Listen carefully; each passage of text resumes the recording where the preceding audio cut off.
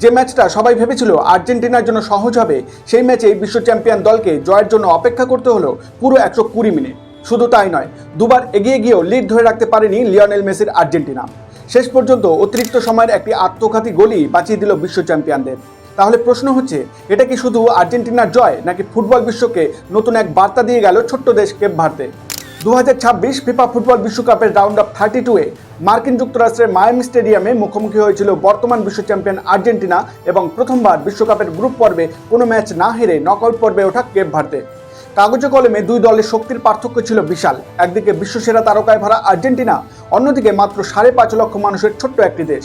বেশিরভাগ ফুটবল প্রেমীর ধারণা ছিল আর্জেন্টিনা খুব সহজেই ম্যাচ জিতে কোয়ার্টার ফাইনালের পথে এগিয়ে যাবে। কিন্তু মাঠের ফুটবল যে কাগজের হিসাব মানে না, সেটাই আবারও প্রমাণ করে দিল কেপ ভার্দে। তারা নিজেদের পরিকল্পনা অনুযায়ী খেলতে থাকে এবং 59 মিনিটেই দুয়ার্তের গোলে ম্যাচে সমতা ফিরিয়ে আনে। এই গোলের পর পুরো ম্যাচের গতিপথই পাল্টে যায়। নির্ধারিত 90 মিনিটে খেলাটি 1-1 গোলে ড্র থাকে, যা কেপ ভার্দের গ্রুপ পর্বে একটিও ম্যাচ না হারার ধারাবাহিকতা বজায় রাখে। এরপর শুরু হয় 30 মিনিটের অতিরিক্ত সময়ের খেলা। মার্টিনিজের গোলে আর্জেন্টিনা আবারও এগিয়ে যায়, ফলে স্কোর লাইন দাঁড়ায় 2-1। তখন অনেকেই ভেবেছিলেন এবার হয়তো বিশ্ব চ্যাম্পিয়নরা ম্যাচটা নিয়ন্ত্রণে নিয়ে নেবে। কিন্তু এখানেই দেখা যায় কেপ ভার্দের অসাধারণ মানসিক শক্তি। তারা শেষ পর্যন্ত লড়াই চালিয়ে যায় এবং লোপেজের গোলে আবারও সমতা ফিরিয়ে আনে। স্কোর তখন 2-2।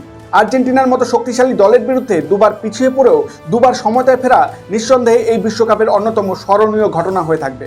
অতিরিক্ত সময়ের প্রথমার্ধ শেষ হয় 2-2 সমতায়। এই সময় চাপটা ছিল পুরোপুরি আর্জেন্টিনার উপর, কারণ বিশ্ব চ্যাম্পিয়ন হিসেবে তাদের কাছ থেকে সবাই জয়ই আশা করছিল।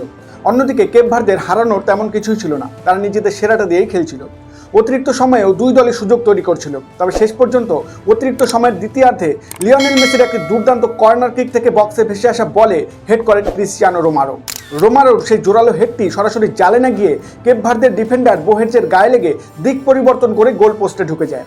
এর ফলে 3-2 ব্যবধানে এগিয়ে যায় আর্জেন্টিনা, আর সেই ব্যবধানই শেষ পর্যন্ত ধরে রেখে প্রি কোয়ার্টার ফাইনালের টিকিট নিশ্চিত করে বিশ্ব চ্যাম্পিয়নরা। স্কোর লাইন বলছে আর্জেন্টিনা জিতেছে 3-2 ব্যবধানে, কিন্তু ম্যাচের গল্প বলছে এই জয় মোটেও সহজ ছিল না, বরং শেষ বাঁশি বাজার আগে পর্যন্ত আর্জেন্টিনাকে কঠিন পরীক্ষার মধ্যে দিয়েই যেতে হয়েছে। এই ম্যাচের পর আর্জেন্টিনা অবশ্যই শেষ 16 নিশ্চিত করেছে এবং তাদের পরবর্তী প্রতিপক্ষ হবে মিশর। কিন্তু এই পারফরমেন্স আর্জেন্টিনা শিবিরকে অনেক প্রশ্নের মুখেও দাঁড় করিয়ে দিয়েছে। দুইবার এগিয়ে গিয়েও লিড ধরে রাখতে না পারা, রক্ষণে বারবার চাপে পড়া এবং তুলনামূলক ছোট দলের বিরুদ্ধে 120 মিনিট পর্যন্ত লড়াই করা, এসব বিষয় নিয়ে কোচিং স্টাফকে নিশ্চয়ই নতুন করে ভাবতে হবে, কারণ নকআউট পর্বে একটি ছোট ভুলেও বড় মূল্য দিতে হয়। অন্যদিকে কেপ ভার্দে বিশ্বকাপ থেকে বিদায় নিলেও তারা মাথা উঁচু করেই মাঠ ছেড়েছে। বিশ্ব চ্যাম্পিয়ন আর্জেন্টিনার বিরুদ্ধে শেষ মুহূর্ত পর্যন্ত সমান তালে লড়াই করে তারা দেখিয়ে দিয়েছে ফুটবলে শুধু নাম বা ইতিহাস নয়, সাহস, শৃঙ্খলা এবং আত্মবিশ্বাসও সমান গুরুত্বপূর্ণ। এই পারফরমেন্স শুধু কেপ ভার্দের জন্য নয়, ভবিষ্যতে বিশ্বকাপে খেলার স্বপ্ন দেখা ছোট ছোট দেশগুলোর কাছেও বড় অনুপ্রেরণা হয়ে থাকবে। ফুটবলের সৌন্দর্য সম্ভবত এইখানেই, যেখানে ছোট দল বড় দলকে কঠিন চ্যালেঞ্জ জানাতে পারে। আর্জেন্টিনা শেষ পর্যন্ত জিতেছে, কিন্তু কেপ ভার্দে সবার সম্মান অর্জন করেছে।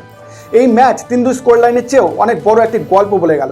আপনার কি মনে হয়, আর্জেন্টিনা কি এই পারফরমেন্স নিয়ে মিশরের বিপক্ষে আরও কঠিন পরীক্ষার মুখে পড়বে, নাকি তারা নিজেদের ভুল শুধরে আবারও চ্যাম্পিয়ন সুলভ ফুটবল খেলবে?